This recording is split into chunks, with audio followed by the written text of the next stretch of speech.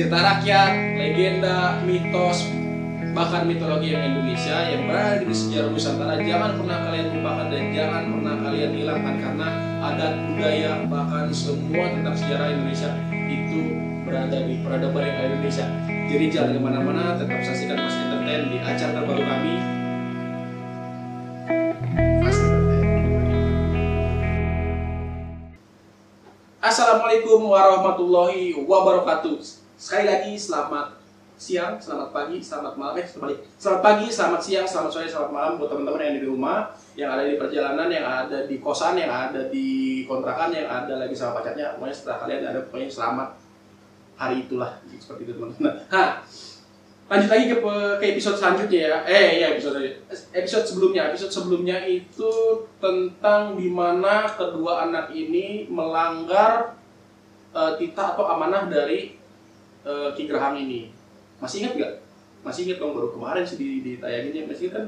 Kalau belum ingat, ini cuplikan. Ki Grahang ini menitipkan amanat kepada mereka berdua, kepada Bumang Larang dan Bumang Ngencana. Amanatnya seperti ini: jangan pernah kalian berdua bermain di Cipambuangan, karena ya mungkin tuh karena ada sesuatu lah, mungkin kata Ki Grahang ini.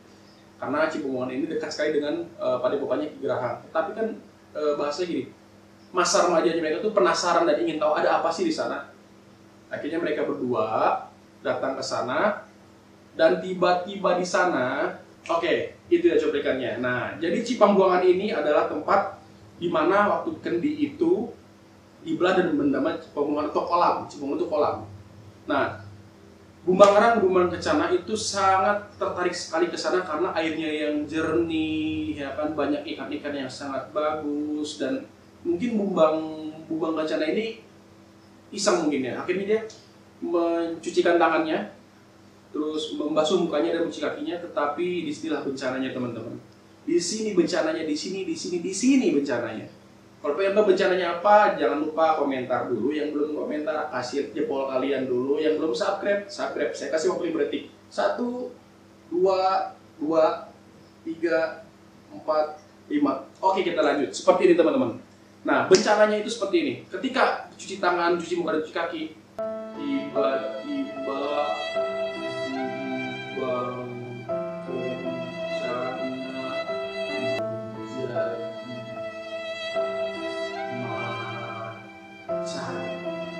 kenapa bisa menjadi macan? Saya juga nggak tahu kenapa bisa jadi macan. Kita lanjutkan lagi. Akhirnya Bumang Kencana ini, mereka takut, kaget, akhirnya menceburkan diri, dan adiknya Bumang Larang juga ikut menceburkan diri. Ketika mereka berdua naik ke daratan, mereka menjadi seekor macan betina dan macan jantan, kedua macan kembar. Nah, ketika mereka menjadi macan, Ki Grahang yang tadinya punya urusan di luar, akhirnya dia kembali ke padepokannya. Ki Grahang ini kaget dong, ada 2 ekor macan di padepokannya. Nah, ketika Ki Grahang ingin membunuh atau ibaratnya ingin menyerang macan tersebut, karena mungkin pikiran Ki Grahang ini hewan buas yang akan mengganggu di padepokannya. Ketika ingin dibunuh, Ki Grahang melihat sesuatu di kedua macan itu, ternyata itu bukan macan semacan-macannya, atau ibaratnya bukan macan yang hewan buas yang ada di sana, tetapi mereka melihat kalau itu adalah kehendak dari Tuhan Yang Maha Esa. Ketika amanah sudah diberikan, ketika dijatuhkan amanah itu, akhirnya dilanggarlah oleh si pemegang amanah, dan itu akibatnya. Allahu a'lam, tapi seperti itu teman-teman. Nah, akhirnya Ki Grahang ini melepaskan kedua muridnya tersebut, Bumang Larang dan Bumang Ngencana, dan memberi satu amanah lagi: jangan pernah mengganggu orang-orang yang ada di sekeliling padepokannya, itu yang ada di daerah Banjalu sana, seperti itu. Nah, akhirnya kedua macan ini jalan, entah tahu arah kemana mereka ingin berjalan, tapi mereka mengingat tujuan mereka itu adalah bertemu ayahnya yang berada di Majapahit. Akhirnya mereka terus berjalan dan sampai ke sebuah tempat yang bernama Cipanjalu. Nah, Cipanjalu ini adalah sebuah tempat pemandian para raja dan para pangeran yang berada di kerajaan tersebut, begitu teman-teman.